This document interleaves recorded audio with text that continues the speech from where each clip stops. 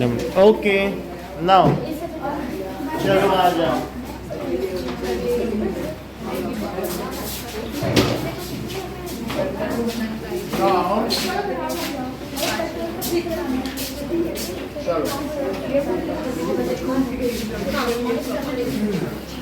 Now stereotyping the Adivasis.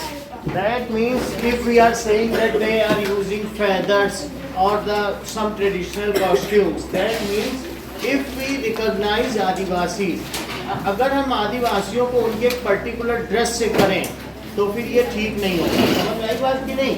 उनको उनकी dress से पहचानना नहीं चाहिए। जैसे अगर ये बोले दिव्या तुमसे कि मैं आदिवासी हूँ तो तुम कहोगे कहाँ तुम आदिवासी हो, तुम्हारे पंख कहाँ हैं, तुम्हारा वो घेरे वाला कहाँ है जो हड्डी पहनते हैं बहुत सारी लड़कियाँ, सब कहाँ है। तो इस तरीके से we have made a image of Adivasi in such a way that Adivasis can never grow, they can never come in mainstream and they are stereotyped। जैसे कि हिटलर ने बताया था कि यहूदियों या ज्यूस की नाक पकौड़े जैसी है, तो it is a kind of stereotyping. और उसने कहा कि जो ज्यूस हैं वो पैसे की गठरी पे बैठे रहते हैं और वो दिस इज मनी, डॉलर, और वो डॉलर पे बैठे रहेंगे और इसी तरीके से वो खूब खुश रहते हैं। इस तरीके से दिखाया था उसने ज्यूस को। तो इसने कहा कि वो हम लोग का पैसा खा रहे हैं, ऐसे उसने बताया। तो ये करना ठीक था क्या उसका कि ऐसे? तो उसने स्टीरियोटाइपिंग कर दी कि ज्यूस ऐसे होते हैं ये, और इनको मारना चाहिए जिसकी नाक पकौड़े जैसी। तो इसी तरीके से अगर हम हाँ तो और उसने अपने जीवन में 30 लाख ज्यूस को मार डाला। और उसमें भी उसने ये बोल दिया था हिटलर ने कि हम इन पर एक भी बंदूक की गोली नहीं खर्च करेंगे, सिर्फ करंट से टच करा के। ये इतने दे आर वर्मिंग, कीड़े मकोड़े हैं और इन्हें मरना ही होगा। In the similar manner we should not stereotyping the Adivasis and government is taking steps to uplift them. उनको आगे बढ़ाने के लिए वो प्रयास कर रही है। So we should also encourage Adivasis if they are with us that they should come in mainstream, है ना? Adivasis and development, क्या आदिवासी और डेवलपमेंट एक साथ हो सकता है? वो हमारे देश के डेवलपमेंट में कुछ योगदान दे सकते हैं। Forests were absolutely crucial to the development of all empires and settled civilization in India। हमारे अगर आप देखोगे सबसे ज़्यादा सक्सेसफुल आदिवासी किस में हो सकते हैं? अगर उनको फॉरेस्ट डिपार्टमेंट में नौकरी दे दी जाए 25,000 30,000 की, they know everything of forest, मतलब गवर्नमेंट सर्वेंट की तरह रख दिया जाए। सो वो वहाँ पर क्या करेंगे? कोई कॉन्ट्रैक्टर आएगा या इलीगल तरीके से पेड़ काटेगा तो उसको क्या कर सकते हैं कि रोक सकते हैं। तो एक ऐसा काम किया था बंगाल के फॉरेस्ट ऑफिसर ने जिसका नाम था चक्रवर्ती। तो उसने कहा कि तुमको मैं 25,000 नहीं दूंगा, 2,000 दूंगा, और सिर्फ 2,000 रुपए दिए उसने, 25 भी नहीं दिए। और अपनी तरफ से जो इनकम आ रही थी उसमें से दिए, गवर्नमेंट से भी नहीं पूछा। और उसने कहा कि तुमको क्या करना है, जो तुम्हारे यहाँ से मटेरियल ले जाओ, तुम्हें अपने मेडिसिन ले जाओ और अपने गायों के लिए ये ले जाओ, लेकिन सिर्फ यही देखना है कोई इलीगल तरीके से घुस के पशुओं को नहीं मारे और कोई इलीगल तरीके से पेड़ नहीं काटे। तो उन लोगों को एक टोकन दे दिया कॉपर का। तो वो लोग तो सोचने लगे हम सरकारी बाबू हो गए, अब तो 2,000 मिल रहा, टोकन भी है, देखे कौन आता है। सिर्फ 2,000 रुपये दिए, लेकिन उनके अंदर इतना मोटिवेशन था कि वो अब खुश भी हो गए कि हमको हमारा सब कुछ दे रहे हैं, हमारे पशुओं के लिए चारा दे रहे हैं, मेडिसिन दे रहे हैं, फ्रूट्स दे रहे हैं। और खोपरे से वो बहुत सारी चीज़ें बास्केट्स बनाते थे, बाजार में बेचते थे, तो सब कुछ जंगल में मिल जाता था। और उन्होंने इलीगल माइनिंग रोक दी और उस जंगल में टाइगर्स भर गए। समझो जो काम बड़े बड़े वहाँ फॉरेस्ट अफसर और जो गवर्नमेंट सर्वेंट्स नहीं कर पाए, क्योंकि उनको 25,000 मिलता था तो वो वहाँ जा करके अपना होटलबाजी रेस्टोरेंट उड़ाते, तो कौन जाएगा देखने की क्या हो रहा है? कोई जाएगा क्या? लेकिन उन्होंने 2,000 में करके दिखाया। तो इससे हमें क्या पता चलता है कि जो ट्राइब्स हैं they are better stakeholders, उनको सबसे ज़्यादा कंसर्न है इस बात पर। तो हम उनका यूज़ इस तरीके से कर सकते हैं, फिर धीरे धीरे वो अपलिफ्ट हो जाएंगे, उनको पैसा मिलने लगेगा तो अपने बच्चों को पढ़ाने भी लगेंगे। तो हम आदिवासी को किन किन जगहों पे डाल सकते हैं? दैट इज कई बार जो माइनिंग में हैं ये लगे हुए हैं, टिम्बर में लगे हुए हैं, यानी अगर लकड़ियां हैं, लकड़ी को काटना, टिम्बर का मतलब क्या होता है? टिम्बर मार्ट की दुकान देखी है, वहाँ लकड़ी का ही काम होता है, टिम्बर। टिम्बर का मतलब जिससे फर्नीचर बने वो टिम्बर है, और मार्ट यानी व्यापारी, मार्ट से मर्चेंट बना, तो टिम्बर मार्ट और मर्चेंट्स बना, समझ में आ गई बात? तो जहाँ लकड़ी का काम हो तो ये टिम्बर में बहुत अच्छा कर सकते हैं। और लाख का काम देखा है, लाख की चूड़ियाँ, उसको पिघला के बनाई जाती है, और ये सब पेड़ों के ऊपर ना उसके स्टेम पे लाख लगा होता है, धीरे धीरे एक तरीके का कीड़ा होता है, वो चिपचिपा कीड़ा होता है, तो उसी को ये पिघलाया जाता है, निकाला जाता है छील कर, और फिर उसी को चूड़ी में भरा जाता है। और हनी का काम इनसे अच्छा कोई नहीं कर सकता है। अगर ये जो भी बड़ी बड़ी एजेंसियां हैं, डाबर हैं, तो ये क्या कर सकते हैं, जहां हनी के छत्ते हैं तो दे कैन क्या कर सकते हैं कि जो इस तरीके का सेरिकल्चर है, किसी भी तरीके का रेशम के कीड़े का काम या हनी का काम है, तो वो सारा काम ये अच्छे से कर सकते हैं। समझ में आ गई बात? और क्या कर सकते हैं? That is they are crucial, so हम they can also protect our forest which is crucial for our climatic condition. हमारे क्लाइमेटिक कंडीशन को फॉरेस्ट अच्छा बनाते हैं, एयर वाटर को अच्छा बनाते हैं कि नहीं? क्या तुम ऐसा सोचते हो कि फॉरेस्ट की वजह से ग्राउंड वाटर रिचार्ज होता है? क्योंकि फॉरेस्ट में जो पानी गिरता है वो बाढ़ नहीं आती है, और ये हमको फ्लड से भी बचाता है। और जंगल में कभी सूखा नहीं पड़ता है, बात मालूम है तुमको? जंगल में अगर बारिश इस साल ना भी हो तो भी पेड़ हरे रहेंगे, क्योंकि उसके जमीन के नीचे इतना पानी है, और उसकी वेपर से जमीन के नीचे का जो पानी ना वो वेपराइज होता है, उसी से ही जमीन नम रहती है, तो जमीन वहाँ सूखा नहीं पड़ता है। ऐसा हो सकता है कि वहाँ की झीलों में पानी ना जाए, जैसे फॉरेस्ट से जो रिवर पहुँच जा रही वो सूखी पड़ सकती है, लेकिन वहाँ के पेड़ में कभी भी ऐसा नहीं होगा कि ऑटम या ऐसा कोई पतझड़ नहीं आएगा। ठीक है कि नहीं?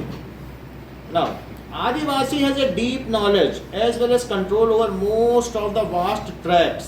So this means that they were not ruled by large states. यहाँ तक कि तुमको पता होगा अहोम्स नाम के आदिवासी थे जो असम में रहते थे, और वो 600 साल तक उनके जो कबीले के सरदार ने राज्य किया, न मुगल जीत सके और न अहोम्स को अंग्रेज भी नहीं जीत सके, और इस वजह से जो ब्रिटिशर्स थे वो आगे नहीं बढ़ पाए। ब्रिटिशर्स किसके आगे नहीं बढ़ पाए? असम के आगे नहीं बढ़ पाए। तो बात समझ में आ गई कि नहीं?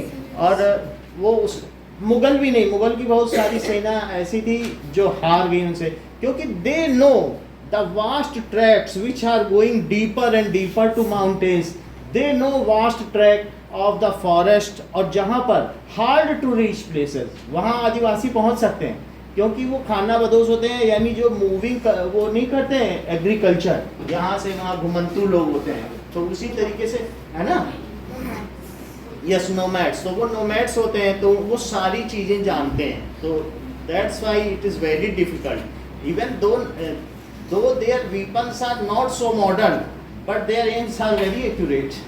वो अगर किसी को मार दे अपने तीर से तो मरेगा ही। वेपन्स उनके पास वो नहीं कि बहुत बड़े मस्केट्स और गन्स या बहुत बड़ी राइफल्स तो नहीं होंगी ना उनके पास, लेकिन जहर बुझे तीर होते हैं। So this is radically contrary to our image of Adivasis today as somewhat marginal and powerless communities. In the pre-colonial world, they were traditionally ranged hunter-gatherers and nomads and lived by shifting agriculture. शुरू में जब British, यानी इन्होंने कहा pre colonial rule, उपनिवेशवाद से पहले के समय की ओर यदि विचार किया जाए, उपनिवेश यानी ब्रिटिश ने हम पर कॉलोनियल रूल किया था कि नहीं, कॉलोनी बना ली थी, उससे पहले ये नोमैड्स से शिफ्टिंग एग्रीकल्चर करते थे, ये सारी चीज़ों से ये अपना काम करते थे, और किसी आदिवासियों के पास बहुत सारे कैटल्स होते थे, तो वो दूध देते थे, और दूध दे करके, और बार्टर सिस्टम था, और दूसरे से वो अनाज लेते थे, एक है अनाज उगाता था, एक है मवेशी रखता था, तो इस तरीके से एक्सचेंज करके काम चलाते थे, उनको पैसे की जरूरत नहीं थी।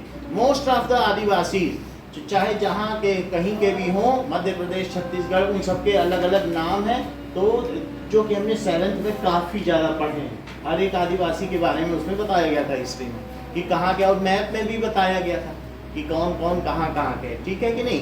तो यहाँ भील समुदाय है, तो अभी भी तुम जब जाओगे तो जैसे कौन सा है, रनकपुर साइड में। तो वहाँ पर अगर 6 बजे के बाद गए तो तुम्हारी कार लूट ली जाएगी। सब आदिवासी रहते हैं आसपास के जंगलों में, तो 6 बजे से पहले निकल गए तो निकल गए। अंधेरा होते ही कोई ट्रैफिक पुलिस और कुछ काम नहीं करती। और दिन में वही शरीफे बेचते हैं सीताफल, और रात को लूट लेते हैं इस तरीके से। सो although these remains for the past 200 years, तो इन्होंने क्या किया, शिफ्टिंग कल्टीवेशन से अपना काम चलाया। Adivasis have been increasingly forced through economic changes, forest policies, इनके ऊपर बहुत सारे प्रतिबंध लगाए गए। There were many restrictions on Adivasis. अगर तुम किसी का ऐसे अर्निंग छीन लोगे तो वो क्या करेगा, अल्टीमेटली वो लूटिंग ही करेगा, क्योंकि उसको वो किसी की नौकरी उसने जीवन भर नहीं की है। तुम उससे कहो कि हमारी सर्विस करो नहीं तो कोड़े पड़ेंगे, क्या वो उसको आदत है? तो वो एक कबीले की तरह रहा है। दे वर इक्वली ट्रीटेड। और ऐसी सोसाइटी में आ जाए, आर्यंस के बीच में जहाँ उसका ट्रीटमेंट एक फोर्थ वर्ण के रूप में हो, शूद्र की तरीके किया जाए, तो ब्राह्मण कहे I am now superior, you are inferior, तो क्या वो वहाँ रह पाएगा?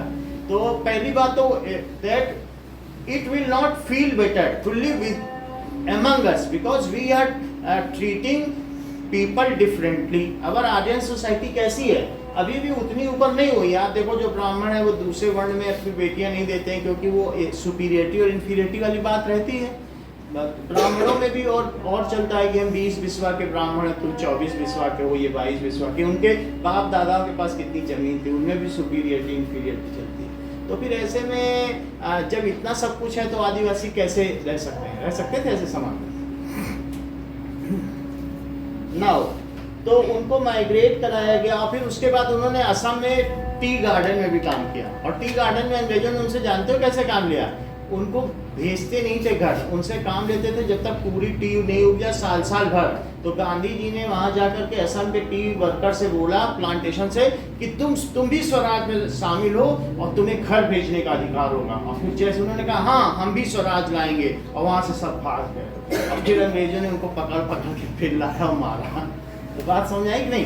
तो जो जहां जो चाहता था गांधी जी ने वही कराया। गांधी जी, अब यहाँ तो सब राजा थे, अंग्रेज कभी नहीं आए। यहाँ के राजा भर भर के सोना पहुंचा देते थे बैलगाड़ी में लाल किले पे, ये लो हमारी तरफ से है। जो भी राजा यहाँ बचे हुए थे, जोधपुर का राजा कहीं कहीं के, वो उन्होंने, एक तो यहाँ सब रेत थी तो अंग्रेज आना भी नहीं चाहते थे, तो यहाँ पर कहीं आने जाने के लिए सड़कें नहीं थी। यहाँ के राजा खुद भी पैसा दे देते थे। तो यहाँ की जो जनता थी वो शोषित थी यहाँ के राजाओं से।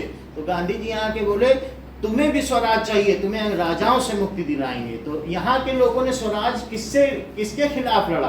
अपने राजाओं के खिलाफ, जो चाहता था। अहमदाबाद के लोगों ने स्वराज किसके खिलाफ लड़ा? मिल मालिकों के खिलाफ। गांधी जी एक वकील थे, वो जानते थे कि किसको आंदोलन में कैसे लाना है, तो वो वही मुद्दे उठाते थे जिससे लोग पीड़ित थे। हाँ बोलिए। शोषित मतलब? That means exploited। जैसे किसी से कहा जाए पूरा दिन तुमसे कोई काम ले, शाम बोले खाना मांगने, हाँ नहीं मिलेगा, जा घर जा, खाना लेना है, काम करने वाले को खाना चाहिए। ऐसा दिल्ली में बहुत सारे लोग हैं, वो क्या करते हैं कि भोपाल से कहीं से लड़कियां ले आएंगे 20-25 साल की, और दिन भर काम कराएंगे, रात को हाथ बांध के पीछे लिटा देंगे। बहुत बातें पता चलता है, बड़े बड़े लीडर्स हैं, पॉलिटिकल लीडर्स, और लोगों को पता भी नहीं कि इनका कोई काम भी करता है, इतने बड़े बड़े बेंगलोर में रहते हैं। तो बाद में जब पता चलता है तो जेल होती है। लेकिन फिर भी मतलब ऐसे ट्रीट करते हैं, तो ये एक्सप्लॉइटेशन है। अगर किसी को ह्यूमन राइट्स न दिए जाएं तो उसे क्या कहेंगे? एक्सप्लॉइटेशन। तो किसी भी तरीके का अगर आपका कोई ह्यूमन राइट्स वायलेशन हो रहा है तो आपको मालूम है उसके लिए ग्रीवेंस करने का भी आपको अधिकार है, जो लास्ट फंडामेंटल राइट है। तो तो वो भी किया जा सकता है। तो आदिवासियों के साथ भी ऐसा ही कुछ हुआ है। For the first time in history they do not control or have much direct access to the forest territories. अंग्रेजों ने उनकी ही जमीन पर उनको जाने से रोक दिया। अब देखिए यहाँ इसमें दिखाया गया है कि इनसे दूसरे काम लिए जा रहे हैं।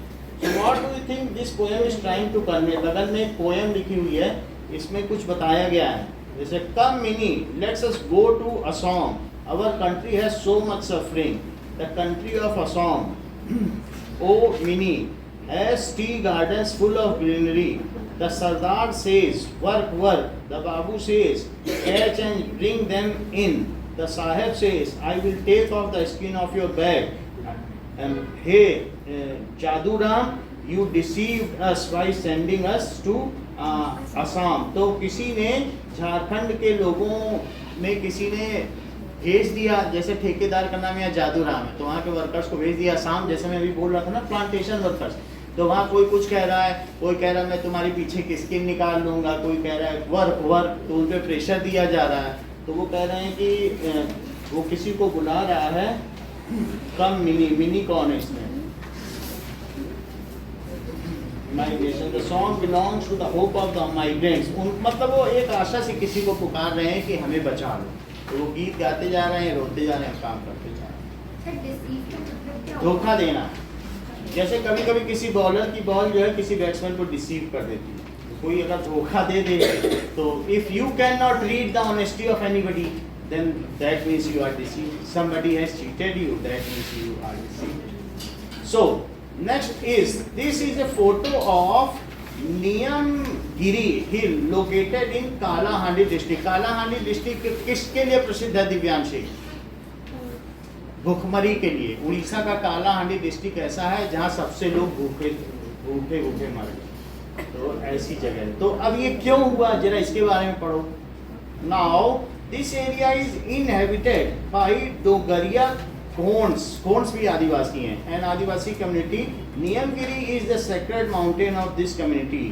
A major aluminium company is planning to set up a mine and a refinery here which will displace the Adivasi community. They have strongly resisted this proposed development and have been joined by environmentalists as well as पर्यावरणविद लोगों ने कहा कि भाई ऐसे तुम पहाड़ों पे aluminium की माइनिंग नहीं कर सकते हो, और इससे यहाँ के आदिवासी भी सब क्या हो रहे हैं कि उनका घर भी जा रहा है। तो वो लोग मिल गए, उन्होंने बहुत इसके लिए संघर्ष किया। A case against company is also pending in supreme court. वहाँ माइनिंग चल रही है लेकिन कंपनी के अगेंस्ट केस भी चल रहा है और आदिवासी संपर्क कर रहे हैं। तो अब वो जो आदिवासी वहाँ से हटा दिए गए वो क्या करेंगे, वो मरेंगे ही, या तो माइनिंग करें।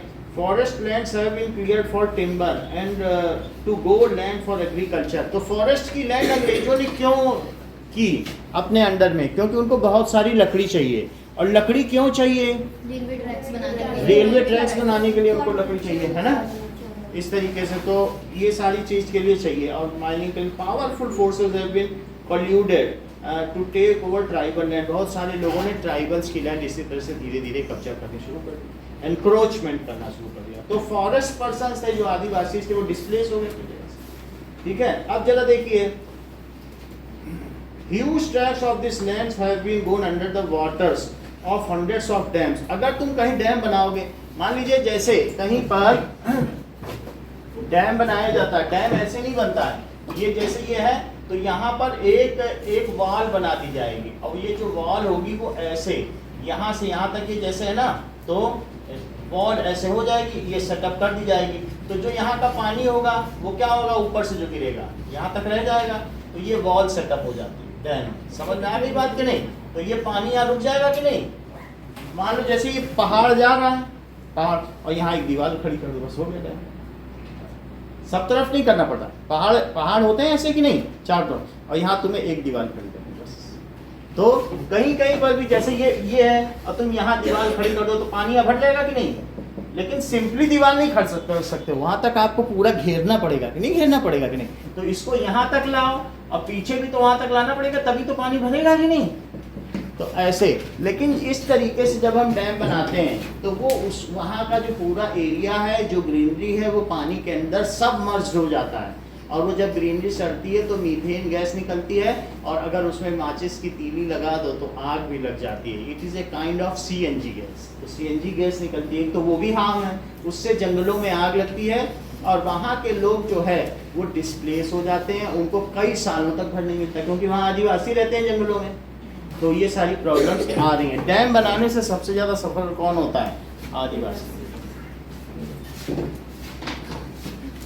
गोंड है, भील है, होम से सब आदिवासी हैं। तो अब इसमें देखिए कि in the northern east this land, अब यहाँ पर क्या बताया गया, huge tracts of lands have been gone under the waters that have been built in independent India में। बहुत सारे ब्रह्मपुत्र नदी पर भी डैम बनाए गए। ब्रह्मपुत्र नदी तो असम से ही जाती है, ब्रह्मपुत्र नदी जो है वहाँ पर डैम बना दिए गए, तो उससे बहुत सारे लोग क्या हो गए, their lands remain highly militarized in the north east.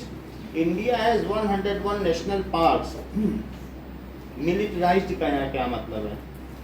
Is the land remain highly? And in the presence of the armed force is considerable. हाँ देखो, और वो जो एरिया था असम जब तुम्हें ये बात मालूम है कि इंडिया जब आज़ाद हुआ था तो क्या उसके साथ ब्रिटिशर्स हमें असम दे गए थे कि नहीं दे गए थे?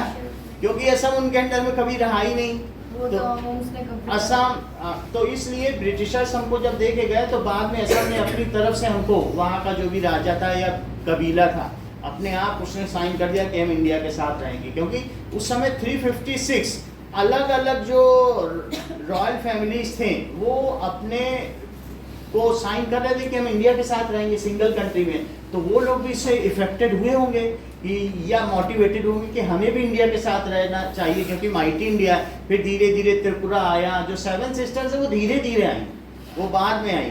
तो इस तरीके से जैसे त्रिपुरा, असम, एटीएम आना mummy, that is Assam, Tripura, Manipur, है ना, और फिर अरुणाचल प्रदेश, नागालैंड, और फिर ऐसा ही है, और क्या है, मिजोरम, और एक और कोई होगा जो भी, हाँ ठीक है। तो ये 7 सिस्टर्स का नाम दिया जाता है।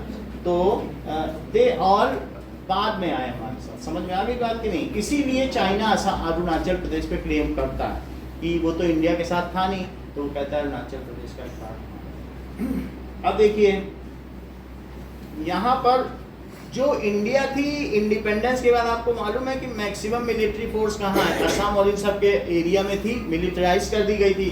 तो India has 101 parts covering this much area, 40,000 square kilometre and 543 wildlife sanctuaries. These are where tribal originally live. तुमने अभी तो उनको बना दिया है, बट लेकिन वहाँ के ट्राइबल्स कहाँ गए? तुमने तो उनको निकाल दिया, और क्या उनके लिए कोई प्लानिंग की?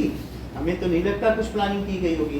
तो इस तरीके से सिंपली तुमने उनको उनके भरोसे छोड़ दिया कि जाके कहीं नौकरी करें, किसी की सर्विस करें, क्योंकि वो तो एजुकेटेड थे नहीं। Losing their lands and access to forest means tribal lose their main source of livelihood, having gradually lost access to traditional homeland. तो अब उसके बाद उनका क्या भविष्य रहा? उन्हें बहुत कम पैसे में यहाँ वहाँ लो वेजेस में काम करने लगे। आपको मालूम है जितने भी हैं मजदूरी करते हैं या घर बनाते हैं, उन्हें मैक्सिमम आदिवासीज होंगे या कहीं वो लो वेजेस में काम करने वाले लोग हैं, उनके पास कोई स्किल भी नहीं थी। ऐसा नहीं है कि वो जानते होंगे कि जूता कैसे बनाना है, ये सब तो नहीं जानते होंगे, बिकॉज वो भी बनाने वाले जो आर्यन फैमिली में थे उनके अपने जो शुरू में आए होंगे वो तो सब सीख गए होंगे, चौथे वर्ण के लोग, कि जूता कैसे बनाना ये क्या। लेकिन जब इंडिपेंडेंट इंडिया के बाद आए तो तब तो वो आदिवासी इतनी जल्दी सीख पाएंगे या उनके साथ वो कम्पीट कर पाएंगे, क्योंकि वो तो बहुत पहले जब आर्यंस आए होंगे तब उन्होंने शूद्र बना लिए होंगे अपने साथ वाले, और उनको स्किल सिखा दी होंगी या उन्होंने डेवलप कर ली होंगी। लेकिन उससे 300 साल बाद वाले जो नए आदिवासी है उनमें मर्ज होना चाहते हैं, उनके पास मजदूरी के अलावा कोई काम नहीं है, क्योंकि चौथे वर्ण के लिए भी तो स्किल चाहिए। ऐसा थोड़ी है कि दूसरे कामों के लिए स्किल नहीं चाहिए, तो उसके लिए वो सिर्फ लेबर जॉब है। अब यहाँ पर क्या है, they caught in A cycle of poverty and deprivation, वो अभाव की जिंदगी जीने लगे, उन्हें अब पॉवर्टी हो गई और बहुत सारे लोग माल न्यूट्रिशन के शिकार हो गए। दिव्यांशी, माल न्यूट्रिशन का क्या मतलब होता है? बोलो। Sir, a person who is adequate, who is not taking a proper diet. हाँ, तो वो बहुत सारे आदिवासी ऐसे थे उनको खाना ही नहीं मिलता था, तो वो माल न्यूट्रिटेड हो गए, यानी किसी न किसी बीमारी के शिकार हो गए। प्रॉपर डाइट, रोटी दाल सब्जी नहीं खा पाते थे, तो ये सारी चीज़ें थी। हमारी जनसंख्या 33 करोड़ थी आज़ादी के समय में, जिस समय हमारे 14 करोड़ लोग गरीबी रेखा के नीचे थे, उन्हें ठीक से खाना ही नहीं ना। इस तरीके से मच मोस्ट जब अपनी ज़मीन से वो छोड़ दिए गए तो उनका सोर्स ऑफ इनकम सब चला गया, और they left some houses, they took the cremation ground, temple, well and pond. वो कहाँ रहने लगे? मंदिरों के आसपास रहने लगे, शमशान घाट के आसपास रहने लगे कि कोई उनसे कुछ जॉब ले ले। ऐसा होता है कि नहीं, लकड़ी इकट्ठा करना है कुछ, और कहीं कहीं पर भी वेल या पॉन्ड के आसपास रहने लगे, जिससे कि वो कुछ सर्वाइव कर सकें। जहाँ पानी के सोर्स रहे होंगे, क्योंकि शमशान घाट के क्रीमेशन ग्राउंड के आसपास भी नदी रहती है, तो यह वेल है, टेम्पल के पास भी कुछ न कुछ सोर्स रहता है वाटर का, वहीं वो रहने लगे। माइनॉरिटीज एंड मार्जिनलाइजेशन, ये मुख्य चीज़ है। What does it mean? Minority का मतलब क्या है? Who are lesser in percentage, उन्हें क्या कहते हैं? Minority.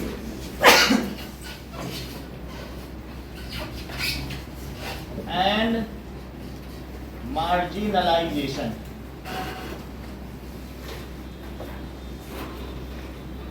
now we have read the constitution provides safeguard of religious and linguistic minorities। हमारे यहाँ सबसे कम अगर किसी रिलीजन के लोग हैं तो क्या तुम बताओगी रिया कि वो किस रिलीजन के लोग सबसे कम हैं? सर मुस्लिम। मुस्लिम नहीं है, मुस्लिम 16% है। बताओ निखिल।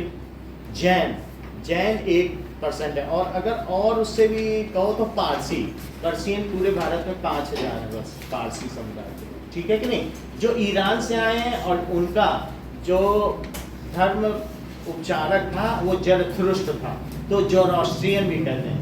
पारसी को क्या कहते हैं? जोरोस्ट्रियन। तो वो सब ईरान में सब मार दिए गए, भारत के बचे हुए हैं 5000। और सबसे ज्यादा रिच कौन है हमारे यहाँ? पारसी, वही जो 5000। समझ में आया? उसके ऊपर नेक्स्ट कौन है जो 10,000 है भारत में रिलीजन? ज्यूज, जो सिनेगॉग में पूजा करते हैं। बस उनके मंदिर में चारों तरफ खिड़की होंगी और अंदर कुछ नहीं होगा, बस वहां पर ऐसे पूजा करेंगे, अंदर कुछ नहीं होगा। तो ज्यूज अभी जानते हैं इजराइल में रहते हैं ज्यूज, जिनकी पकौड़े जैसी नाक है, और जिन लोगों को 90% ज्यूज को किसने मारा था? हिटलर ने। ज्यूज से पूरी दुनिया नफरत क्यों करती थी? करेक्ट, आपने भी सही बताया, क्योंकि उन्होंने जीसस क्राइस्ट को क्रूसीफाई किया था। ये जानती हैं चीज़ों को। तो जीसस क्राइस्ट को क्रूसीफाई किया था, तो इसलिए हिटलर जब उन्हें मार रहा था तो मारने भी दिया लोगों ने, यूरोपियन कंट्रीज ने। चलो ठीक है, इन्होंने किया। तो लेकिन आज दुनिया में, अमेरिका में 3000 ज्यूज हैं और अमेरिका का 50% रेवेन्यू ज्यूज देते हैं, ज्यूज की कमाई से। क्यों? क्योंकि गूगल का सीईओ कौन है? माइक्रोसॉफ्ट का सीईओ, सब ज्यूज है। जितनी भी बड़ी कंपनियां दुनिया में हैं, सबका मुख्य मेन है ज्यूज है। और सुंदर पिचाई तो अभी बने, लेकिन जो मेन फाउंडर है, जिसको सारा रेवेन्यू जाता है, अभी तो हो गए ना सीईओ, लेकिन जो मेन फाउंडर था वो सब ज्यूज है, तो उनको ये सब जाता है रेवेन्यू। तो इसलिए तो एक छोटे से कंट्री के पीछे अमेरिका दौड़ के आया। उसका प्रेसिडेंट बाइडेन जा रहा है इजराइल में। वहाँ के लोग बोले, जो 3000 ज्यूज थे, बोले मिल के आओ हमारे यहाँ, नहीं तो हम यहाँ छोड़ रहे हैं तुम्हारे यहाँ सारा जाओ, और जा रहे हैं राइफल लेके लड़ने अपने देश के लिए, क्योंकि वहाँ के लोग बहुत देशभक्त होते हैं। और दुनिया की सबसे ताकतवर आर्मी कौन सी है? इजराइल की, ज्यूज की, जबकि उसके पास 1 लाख सैनिक है, और उसके चारों तरफ 52 मुस्लिम कंट्रीज हैं, उसका कोई बाल बाका नहीं कर सकता। जिस दिन उसकी आज़ादी मिली थी, उसके अगले दिन ही 52 मुस्लिम कंट्रीज ने उस पर अटैक कर दिया था और सब हारे हैं। तो ऐसा है ज्यूज का हिसाब किताब। वो उनके यहाँ छोटा बच्चा भी है अगर 11 साल का, तो समझो एक बहुत बड़ा लड़ाका है, उससे बच के रहो, उसको राइफल का सब ज्ञान है। वो वहाँ की सारी लेडीज एक्टिव आर्मी मेंबर्स हैं, और 80 साल तक एक्टिव आर्मी है। घर में बैठा हुआ व्यक्ति भी लड़ सकता। तो इतना समझ सकते हो आप कि कितने समझ में आ गई ना। तो माइनॉरिटीज का मतलब है, हमने आपको बताया पारसी है, जोरास्ट्रियन, और जो जैसे हम लोग पारसियों ने सबसे पहले इंग्लिश क्रिकेट टीम के खिलाफ भारत की क्रिकेट टीम बनाई थी, और इंग्लिश के सबसे पहले यहाँ इंग्लिश क्रिकेट टीम चलती थी, ब्रिटिश टीम, और उनको हराया था। बम्बई में उन्होंने बनाई थी। और ये रतन टाटा, ये सब पारसी तो हैं। टाटा, बिरला, ये कौन है? सब पारसी हैं। सबसे अमीर वही 5000 लोग थे जो ईरान से आए थे। पर्शियन लोग थे, यहाँ से व्यापार करते थे, यहीं रह गए, और सबसे अमीर। तो आप समझ गए ना, माइनॉरिटी में बहुत थोड़े थोड़े लोग हैं, कोई 1% है, कोई 2% है। इवन जो सिख हैं वो भी 1.2% है टोटल पॉपुलेशन, बहुत ज़्यादा पंजाबी नहीं है। तो और हिंदू तो 70% है, और 16% मुस्लिम्स हैं। फिर तीसरे नंबर पर बुद्ध आते हैं, बुद्धिस्ट। क्रिश्चियन भी माइनॉरिटी में। अब जरा देखिए, तो उनके फंडामेंटल राइट्स को कौन सिक्योर करता है? The fundamental rights were secured by our constitution, ठीक है कि नहीं? तो वो माइनॉरिटी किस बेसिस पर हो सकती है? लैंग्वेज के बेसिस पर हो सकती है, रिलीजन के बेसिस पर हो सकती है, जेंडर के बेसिस पर तो नहीं कहा जा सकता, क्योंकि हर 1000 पुरुष पर 900 स्त्रियां, तो उतने में माइनॉरिटी नहीं बनती है ना। तो लेडीज कम है, फिर भी होनी इक्वल चाहिए, क्योंकि अगर 1000 पुरुष पर 900 स्त्रियां हैं तो जो 100 पुरुष बच जाएंगे, तो वो फिर क्या करेंगे? उनकी फैमिली नहीं बन पाएगी। तो फैमिली न बन पाने की वजह से क्या होगा? वो फिर कहीं ना कहीं न्यूसेंस क्रिएट करेंगे समाज। समझ में आया कि नहीं? कहीं जाके चोरी चकारी करेंगे, क्योंकि फैमिली से बना हुआ व्यक्ति चोरी चकारी नहीं करता, लेकिन जिसकी फैमिली नहीं बनी है तो वो इधर उधर कुछ ना कुछ करेगा, आतंकवादी बन जाएगा, तो कहीं कुछ बन जाएगा।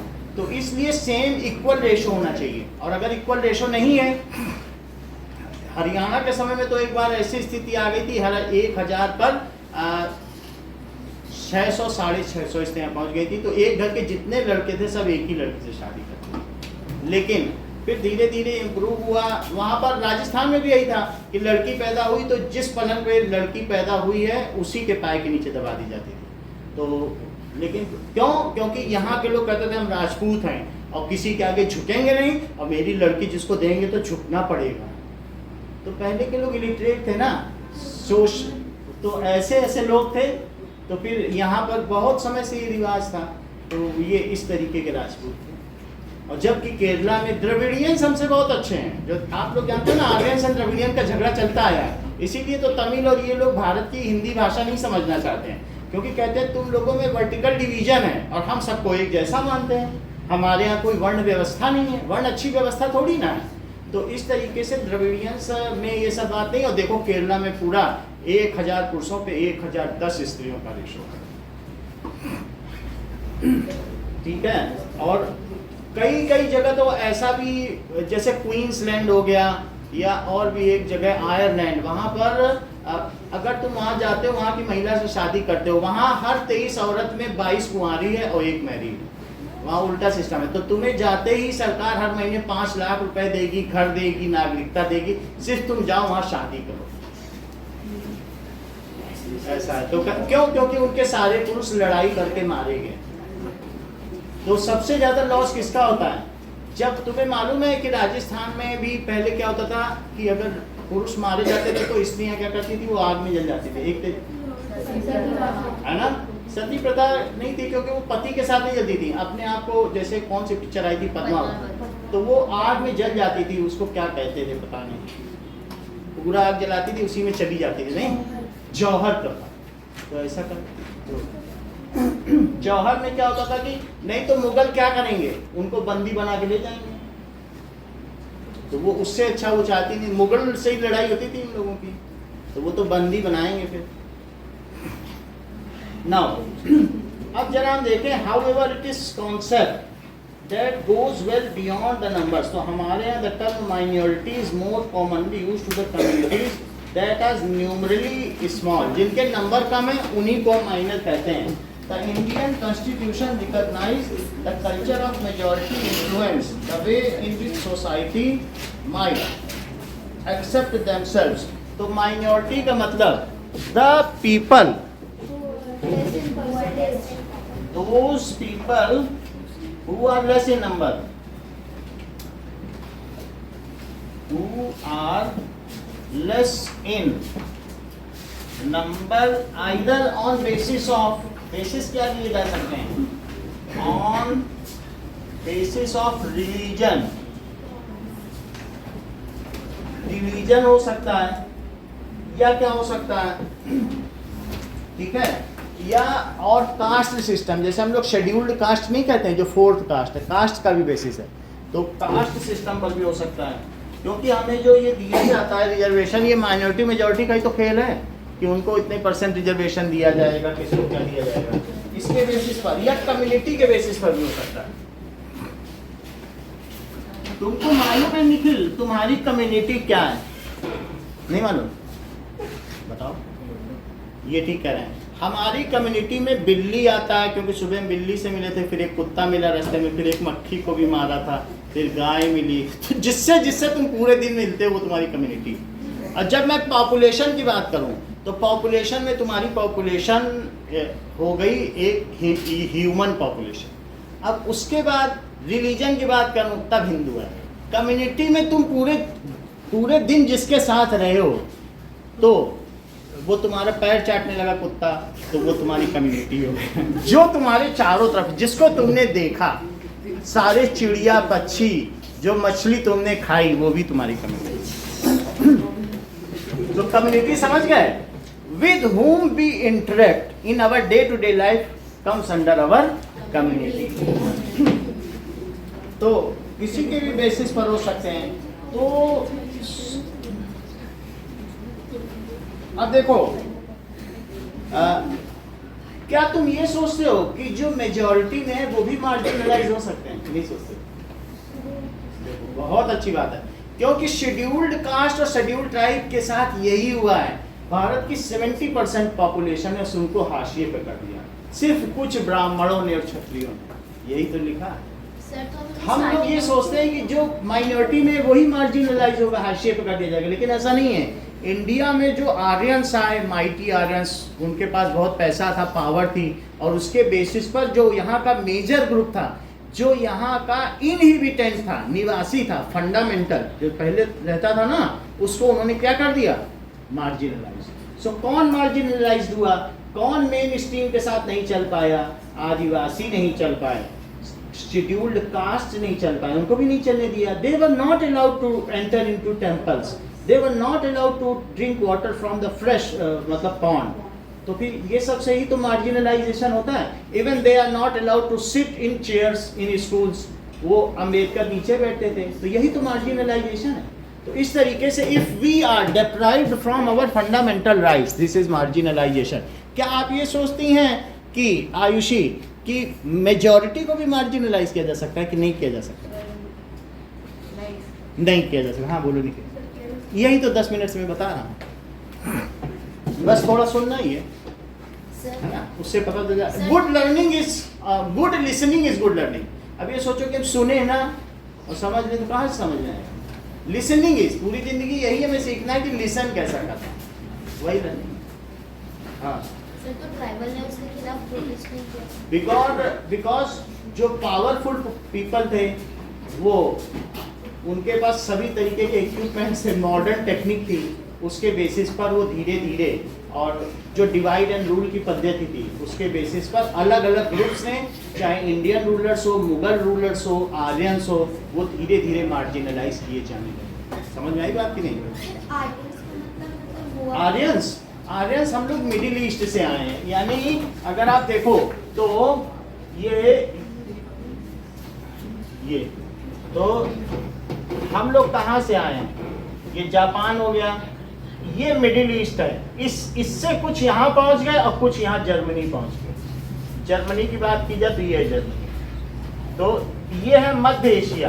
तो अगर आपसे कहा जाए मिडिल ईस्ट, तो हम सब लोग, इवन हम और आप सब मिडिल ईस्ट से ही आए। तो मिडिल ईस्ट से कुछ लोग भारत आ गए, जो भारत आ गए उन्होंने यहाँ आकर के वेद, पुराण, गीता, महाभारत सब कुछ लिखा, उपनिषद लिखे। जो वहाँ चले गए तो वो जर्मनी में तो ऐसा कुछ किया नहीं उन्होंने, लेकिन वो भी, उनका भी ओरिजिन क्या है? आर्यंस है। और उनका भी अगर आप देखो तो ये चिन्ह यही चलता है, और हमारा भी कौन सा चिन्ह था? स्वास्तिक का ही चलता है कि नहीं? हम लोग थोड़ा सा ऐसे बनाने लगे, लेकिन है लगभग वही। समझ में आ गई बात कि नहीं? ये जो बनाते हैं ये थोड़ा टेढ़े में बनाते हैं, है वही। ये हिटलर ने फिर अपना साइन बना दिया। तो हिटलर कहता था हम लोग मध्य एशिया से आए, we are Aryans. Hitler Germany का था, नीली आंखों वाले German, they were origin of Middle East. उसने कहा सिर्फ जर्मनी में नीली आंखों वाले लोगों को रहने का अधिकार है। अब पता नहीं ये क्लाइमेटिक चेंज की वजह से हुआ या जैसे वहाँ जो पहुँचे उनकी आंखों का कलर धीरे धीरे, आइरिस का कलर नीला होता चला गया। लेकिन इंडिया में जो है ऐसा तो होता है, क्योंकि ज्योग्राफिकल कंडीशन का तो प्रभाव पड़ता है। तुम जंगली गाय को देखो, सूरा गाय, याक, तो उसका अलग ही लुक होता है, और जो यहाँ की गाय तो अलग अलग नहीं होगी क्या? तो यहाँ सिंपल गाय, वहाँ की याक तो वो झबरीली होती है। तो दैट्स व्हाई ये कहा जा सकता है कि scheduled caste and scheduled caste though in majority but marginalized from mainstream by due to caste system, they were trapped under caste system. Slowly slowly, सबसे पहले 5000 साल पहले कौन आया, बोलो, आर्यंस, उन्होंने मार्जिनलाइज किया।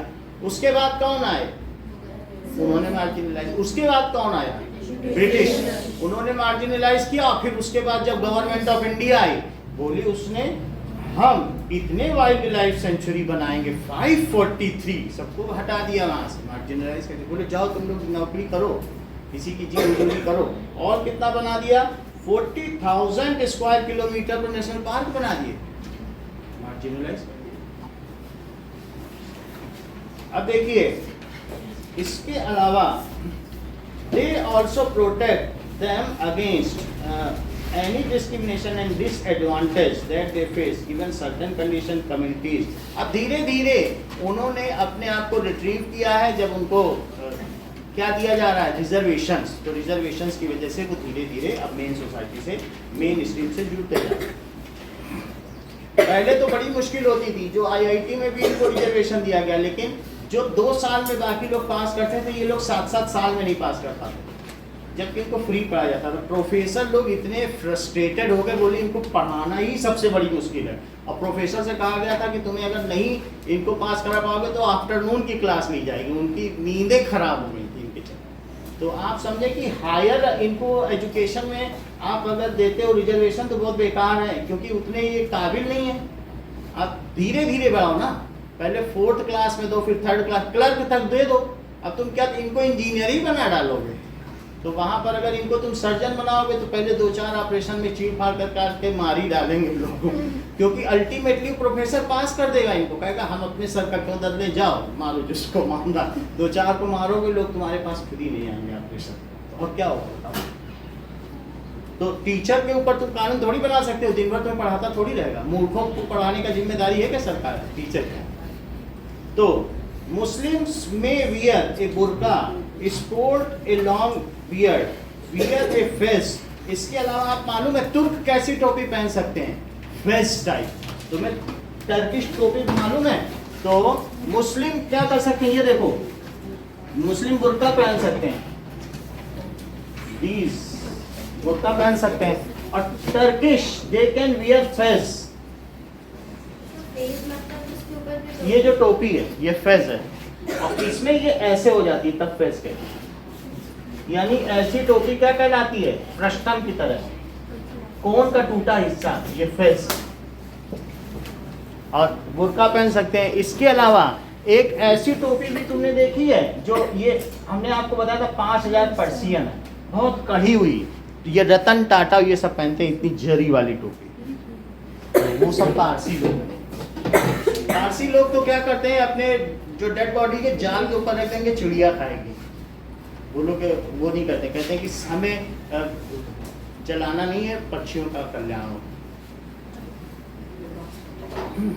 नाउ तो इस तरीके से हमने यहाँ पर देखा this social marginalisation of Muslim in some instances had led to them migrate from places where they lived, often leading to, ये गेटोइजेशन क्या है जरा ये पढ़ो। तो बहुत सारे मुस्लिम एक जगह से दूसरी जगह गए, तो उससे क्या हुआ, गेटोइजेशन हुआ।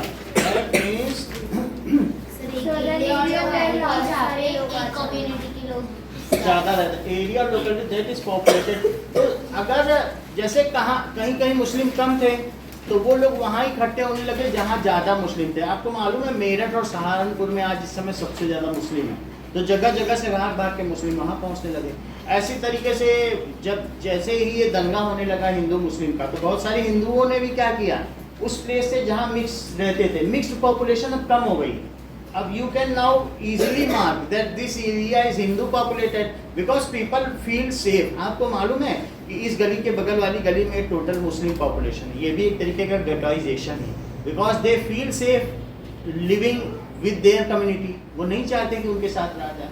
थोड़े दिन पहले भी यहाँ पर हुआ था, आपको जैसे वो क्या हुआ था कि राम जन्म वो थी जन्मतिथि, तो उस समय झंडा लगाया केसरिया, तो उन्होंने हटा के उसी दिन ईद भी पड़ रही थी, बोले ये झंडा नहीं लगाओ, उन्होंने अपना हरा चांद वाला पाकिस्तानी झंडा लगा दिया। तो इस तरीके से सोचती गैस के पास बहुत हंगामा हुआ, और यहाँ पर किसी का सर भी काट दिया गया एक हिंदू का, वो भी तो हुआ था। तो बहुत यहाँ पर दंगे हुए थे नहीं, तो आप देखेंगे तो क्या दंगों की वजह से पहले नहीं तो यहाँ पर जोधपुर में दंगे नहीं होते थे, लेकिन धीरे धीरे लोगों की जैसी पॉलिसी होती है, पुलिस की पॉलिसी होती है, कांग्रेस की पॉलिसी होती है, कांग्रेस की पॉलिसी मुस्लिम को फेवर करने वाली है, तो यहाँ के पुलिस वाले ने कह दिया काटने के बाद उसको पकड़ के भी लिया, बोले जा नहीं तो तेरे खिलाफ केस हो जाएगा, भाग जा। और वो रिकॉर्ड में आ गया और वो यूट्यूब में वायरल हो गया कि पुलिस कैसे बोल सकता है, जिसने सर काटा उसको पकड़ा और उसको वो बोल रहा था और पीछे से क्या कोई किसी ने ये चीज़ रिकॉर्ड कर ली कि वो ऐसा बोल रहा है और वो यूट्यूब में वायरल हो गया। यानी गहलोत सरकार मुस्लिमों का समर्थन कर रही है। अपराधी तो अपराधी होता है, उसे पकड़ के सजा देनी चाहिए, तुमने उसे भगा कैसे दिया? और वहाँ बोल दिया अगले दिन कि वो तो जेल से भाग गया।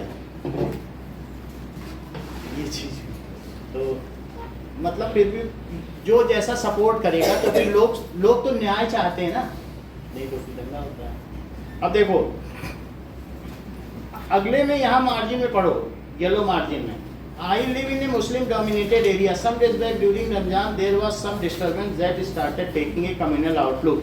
रमजान में वहाँ पे क्या हुआ कुछ अभी भी तुमको मालूम है कि नूह में हिंसा होती है। जब भी कोई यात्रा निकलती है, वहाँ एक मंदिर है शंकर जी का, तो ऊपर से पथराव किया जाता है किसी से, वो यात्रा नहीं निकलने देते। ऐसा हुआ था कि नहीं? तीनों तरफ पहाड़ियाँ थी, उन्होंने जब यात्रा निकल रही थी तीनों पहाड़ियों में लोग खड़े हो गए, 5000 लोग और गोलियाँ चला दी। तो इस तरीके से बहुत सारे लोग मारे गए और IAS भी साथ में था, तो उसने बचा के सबको मंदिर में रखा और कुछ लोग चोट भी खाए, उनमें से कईयों के ऊपर घरों के फिर गुल ये चीज़ें। तो इस तरीके से अब यहाँ वही बात कही गई है, my brother and I had gone for an iftar party neighbourhood. तो मैं मुस्लिम एरिया में रहता हूँ और हम लोग इफ्तार पार्टी में गए थे, यानी कोई और रिलीजन का होगा, लेकिन ये इफ्तार पार्टी में किसके यहाँ जाएगा? किसी मुस्लिम दोस्त के यहाँ जाएगा कि नहीं? फिर क्या हुआ? दे वर इन ए ट्रेडिशनल क्लॉथ, वो शेरवानी पहने थे और सलवार कमीज पहने थे। सलवार कमीज और ऊपर से शेरवानी पहने थे, ऐसे पहने थे। On returning home my brother and I were asked to change our clothes to jeans and T shirt. So हम भी वैसा ही पहन के गए और घर में आने के बाद हम लोगों ने टी शर्ट और जीन्स पहन लिया।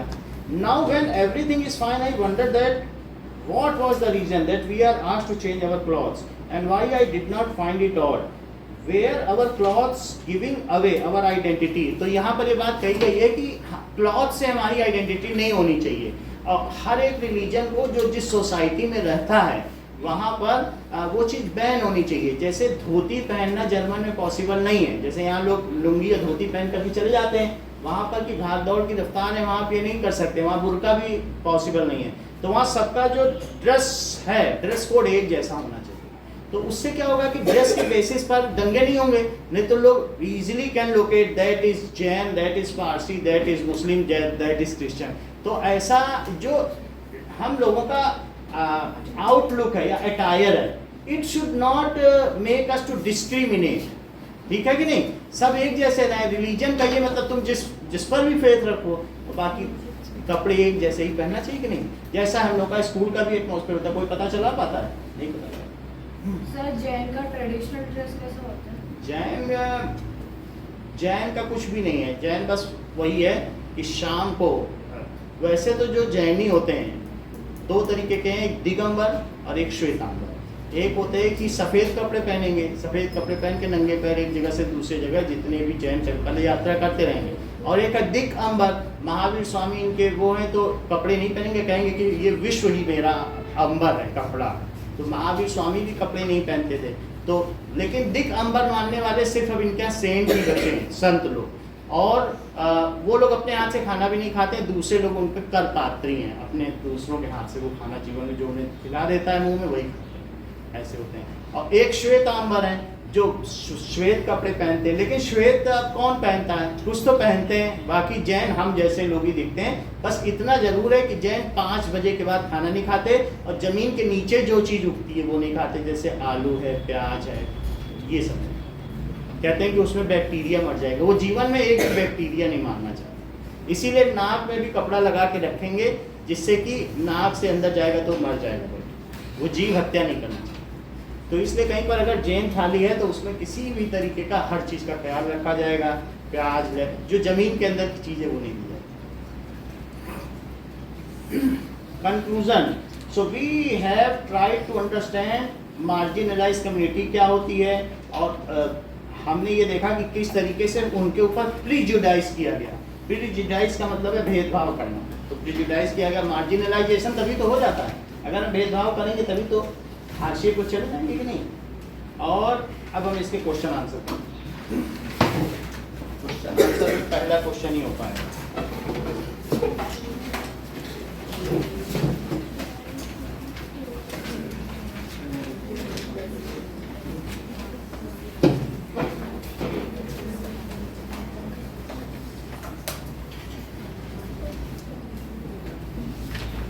Now,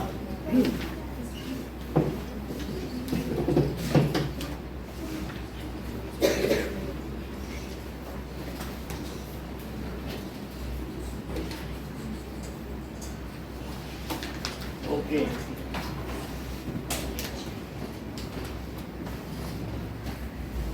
Class 8, Understanding Marginalization Solutions.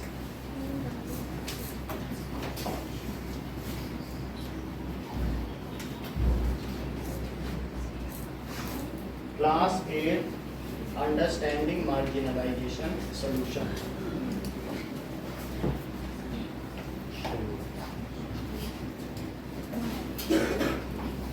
First question is, write in your own words 2 or more sentences. What do you understand with the word marginalization? तो marginalization से आप क्या समझते हैं? Now,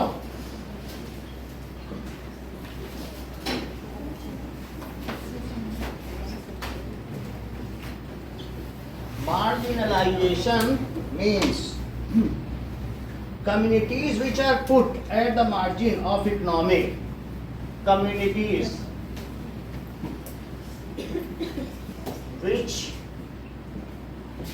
शुरू में क्या डेफिनेशन लिखी थी मार्जिनलाइजेशन? सर आपने लिखवाया था कि दो section of society which are discriminated on the basis of caste, colour. ये सही है। Communities which are discriminated on basis of caste, creed, religion, तो वो ग्रुप है, वो एक कम्युनिटी है, वो भी एक कम्युनिटी का पार्ट है, ठीक है। सो उनको क्या किया जाता है? डिस्क्रिमिनेटेड एंड आगे क्या लिखा था? Not treated equally, They are such cut off people from are mainstream. Sir, not treated equally. And are cut treated, off from mainstream. सही है, treated unequally, जो unequally treat किए जाएं, slowly they cut off from mainstream.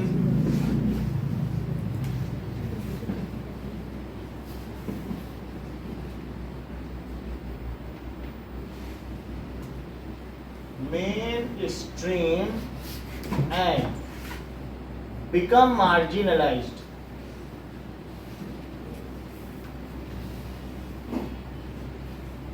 For example, that is scheduled tribe, scheduled tribes, वो भी कहे जा सकते हैं आर मार्जिनलाइज्ड। कुछ लोग ऐसा कह सकते हैं कि मार्जिनलाइज्ड है, लेकिन वो they pretend to play victim card. अरे हमारे साथ बहुत कुछ हो रहा, और फिर शाम को बंदूक लेकर निकल, अरे हमें मुस्लिम करके हमें जेल में डाल दिया, 4 लोग को मारने के बाद भी जेल नहीं जाना चाहते। तो विक्टिम कार्ड भी खेलने वाले लोग हैं ना। अगर 16% है और फिर ऐसा बोला जाता है, मनमोहन सिंह ने बोल दिया कि भारत की सारे नेचुरल रिसोर्सेज तो मुस्लिम के लिए हैं, ये हिंदुओं के लिए नहीं है। तो जब जहाँ के प्रधानमंत्री ऐसा बोलते हो, सो वो माइनॉरिटीज़ के लिए ऑल राइट्स आर रिजर्व, तो फिर कहाँ हुए वो माइनॉरिटी? 17% में तो नहीं होता है ना minority. So scheduled tribes are marginalised. Scheduled caste भी, और हम लोग चूंकि ट्राइब्स वाले चैप्टर पढ़ रहे हैं तो हमने ट्राइब लिख दिया है।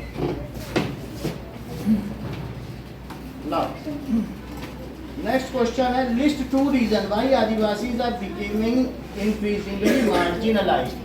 सो आदिवासी क्यों मार्जिनलाइज हो गए? Development of forest. सो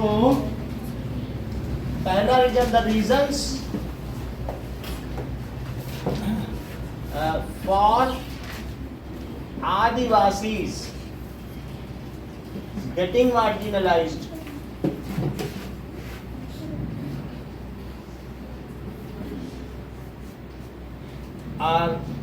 कौन से रीजंस हैं?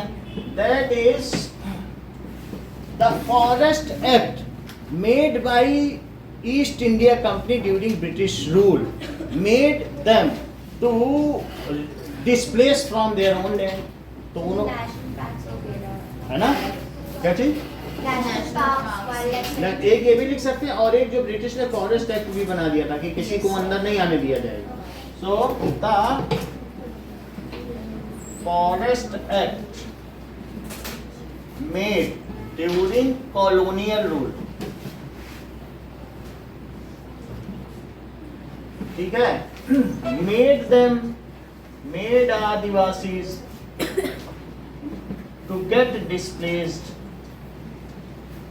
from their homeland,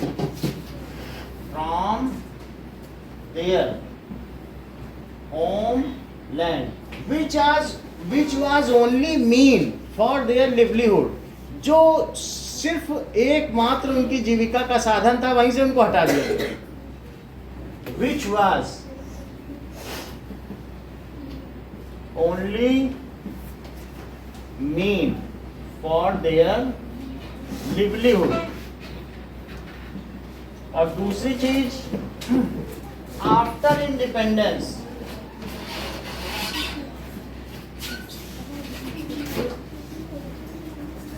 most of the places जो भी फॉरेस्ट से they were converted into national park और इसी तरीके से और कुछ न कुछ बना दिया गया, ठीक है, sanctuaries, wildlife century.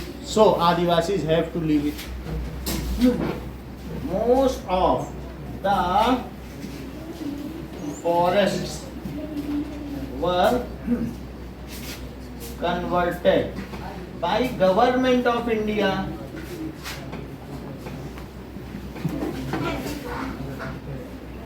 as national park,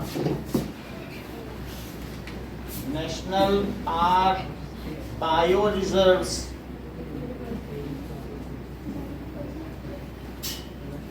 wildlife sanctuaries.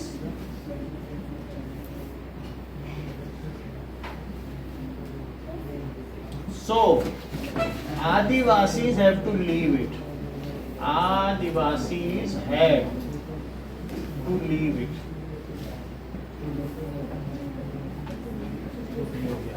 बाकी इसके कल क्वेश्चन आंसर करा देंगे. और कल अभी आज क्या हो गया, आज हो गया वेडनेसडे, कल मैथ्स की क्लास रखेंगे. तो फॉरेस्ट के बाद आपने क्या लिखा है? हाँ, कन्वर्टेड, वो कन्वर्ट कर दिए गए by government of India as national park.